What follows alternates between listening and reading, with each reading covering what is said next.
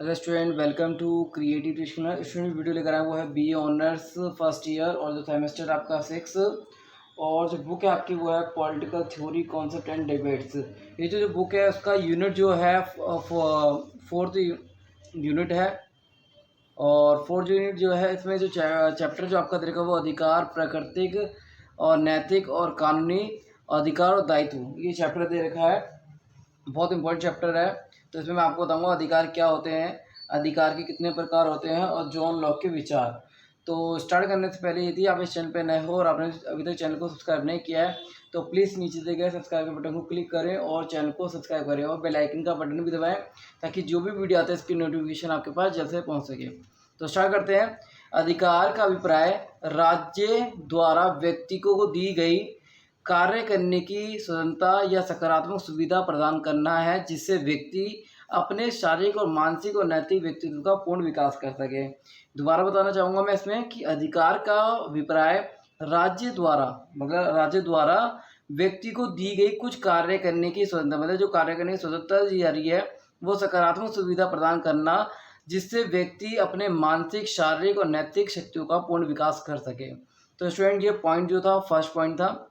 इसमें इसके अलावा मैं जो एक्स्ट्रा बताऊंगा उसको भी आप साथ का नोट करना और साथ का नोट्स बनाना। तो सेकंड पॉइंट जो है वो है अर्थ अधिकार सामाजिक जीवन की वह अनिवार्य परिस्थिति है जो व्यक्ति के व्यक्तित्व के विकास के लिए आवश्यक होती है। सबसे मेन अधिकार क्या होता है, व्यक्ति के व्यक्तित्व के विकास के लिए आवश्यक होती है।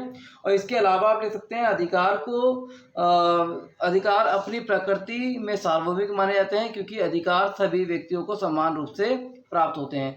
तो आपको पता होना चाहिए कि जो अधिकार जो है प्रकृति में सार्वभौमिक मतलब यूनिक माने जाते हैं सबके लिए, और क्योंकि अधिकार सभी व्यक्तियों को समान रूप से दिए जाते हैं ताकि वो अपना व्यक्तित्व का विकास कर सके और अपने एक तरीके से अधिकारों का प्रयोग कर सके। अधिकार राज्य तथा समाज में ही संभव है। तो इसका कहने का मतलब ये कि जो अधिकार जो होते हैं वो राज्य तथा समाज में संभव होते हैं। तो समाज के बाहर अधिकारों का ना तो कोई अस्तित्व है और ना आवश्यकता। तो ये अधिकार के अलावा आप एक्सप्लेन कर सकते हैं इस पॉइंट को भी। नेक्स्ट है अधिकार व्यक्ति का दावा है परंतु दावा अधिकार नहीं है। इसके अलावा आप लिख सकते हैं अधिकार को सामान्य अर्थ में उन सामाजिक दावों के नाम से जाना जाता है जो व्यक्ति को अनेक सर्वोत्तम विकास आदि सिद्ध करने के में मदद करते हैं और उनको अपनी निजी पहचानों को विकसित करने में सहायता करते हैं। राज्य सभी कभी भी अधिकार प्रदान नहीं करता है, वह केवल उन्हें मान्यता देता है। सरकारें कभी अधिकार प्रदान नहीं करती हैं, वह सिर्फ उन्हें संरक्षण देती हैं। अधिकार समाज से विशिष्ट समाज परिस्थिति में उत्पन्न होते हैं। तो ये आपको पता होना चाहिए। नेक्स्ट है इसमें कि अधिकार जो है वो इसके अलावा आप इसमें पॉइंट जो मैंने आपको बताया वो भी आप नोट कर सकते हैं। और नेक्स्ट है अधिकार सीमित नहीं होते हैं, मतलब सीमित होते हैं, अधिकार असीमित नहीं होते। देखो कभी जो भी आपको अधिकार दिया रहा है वो सीमित है, लिमिट है, उनका अनलिमिटेड आप इस तरीके से यूज़ नहीं कर सकते हैं ताकि अधिकारों का एक तरीके से प्रयोग जो वो सीमित तरीके हो सके। यदि असीमित तरीके से करें तो अधिकार एक तरीके से छीन लिए भी जाते हैं और इनके एक तरीके से उनके खिलाफ आवाज़ भी उठाई जा सकती है क्योंकि अधिकार एक ऐसा है कि इसको सीमित तरीके से उसका उपयोग करना होता है। यदि अधिकार के बाहर जाकर आप काम करते हो तो वो एक तरीके से कानून का उल्लंघन होता है।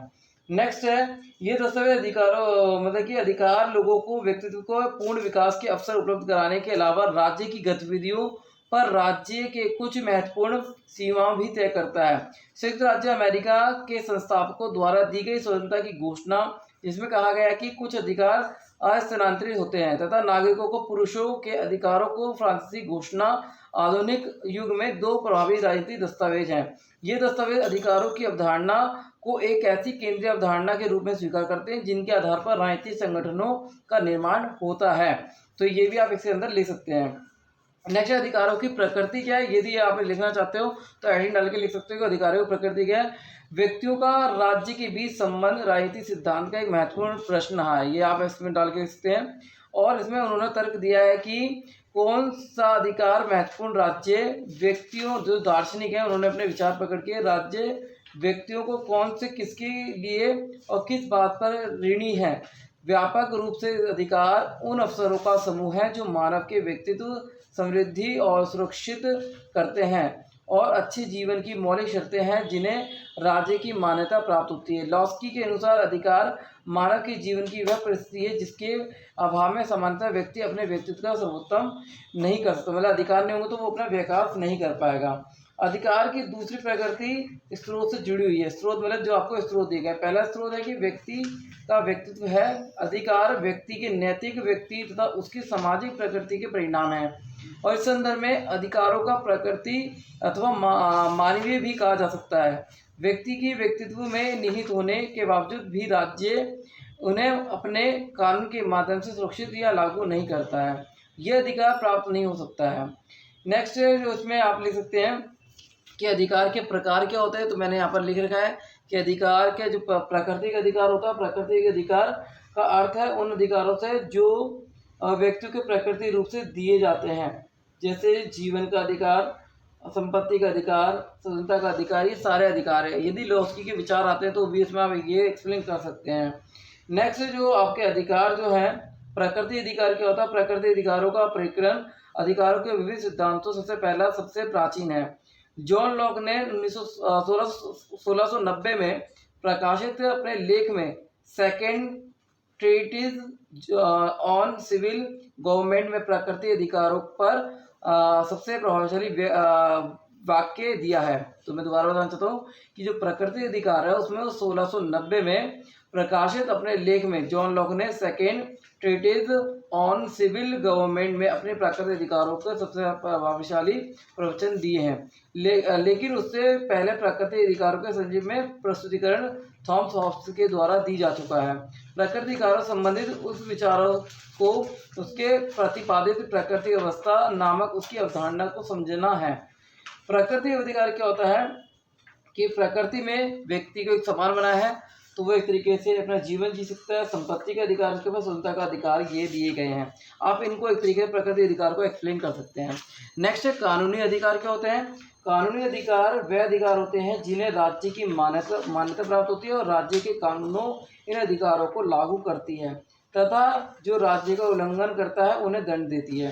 तो ये कानून का अधिकार बहुत इंपॉर्टेंट है, और इस सिद्धांत के अनुसार अधिकार जो है राज्य की देन है। कानून के विविध निषेध ही अधिकार और गैर अधिकार की परिभाषा है। कोई भी अधिकार निरंकुश नहीं है। सभी अधिकार देश काल में कानून में से बंधे हुए हैं। जब तक राज्य किसी अधिकार को मान्यता नहीं देता तब तक उसे किसी भी अर्थ में अधिकार नहीं माना जाता। कानूनी अधिकार का सिद्धांत प्राकृतिक अधिकार के सिद्धांत के विपरीत है।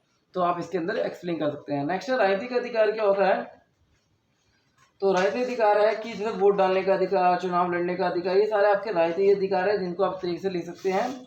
और वह अधिकार जिनके नागरिक शासन में भाग लेता है और शासन में भाग लेने के बाद अधिकार राज्य के नागरिक को प्राप्त होते हैं। मतलब जो राजनीतिक अधिकार है वो राज्य में ही प्राप्त होते हैं। नेक्स्ट आर्थिक अधिकार जो है, आर्थिक अधिकार में लिख सकते हैं आप जैसे कि कमाने का अधिकार। आर्थिक अधिकार वह अधिकार है जो मनुष्य को आर्थिक विकास के लिए आवश्यक होते हैं, जैसे काम का अधिकार, उचित मजदूरी का अधिकार, आर्थिक सुरक्षा का अधिकार। तो ये जो पॉइंट जितने भी देर के अधिकार, जितने प्रकार अधिकार, आप इनको अपने तरीके से एक तरीके से लिख सकते हैं। कम से कम ये जो दो अधिकार है इनको एक पेज में आप कंप्लीट कर सकते हैं। ये जो दो अधिकार इनको एक पेज में कंप्लीट कर सकते हैं और ये दो अधिकारों को एक पेज में कंप्लीट कर सकते हैं, ताकि आपके 1.5 पेज एक तरीके 2 पेज एक तरीके कंप्लीट हो सके। नेक्स्ट है इसमें आर्थिक अधिकार बता दिया। अब सामाजिक अधिकार क्या होता है। सामाजिक अधिकार वह अधिकार होते हैं जो मनुष्य के जीवन में सभ्य बनाने के लिए आवश्यक होते हैं। इसके बिना मनुष्य दायित्व का विकास तथा सामाजिक प्रगति नहीं कर सकता। और जैसे जीवन का अधिकार, स्वतंत्रता का अधिकार, समानता का अधिकार, ये सारे अधिकार हैं जिसके द्वारा वह विकास नहीं कर सकते। ये अधिकार बहुत जरूरी है। नेक्स्ट के अलावा आप लिख सकते हैं कि मानव अधिकार सार्वभौमिक है। मानव अधिकार जो है सार्वभौमिक घोषणा पत्र में 3 पीढ़ी के अधिकार निहित है।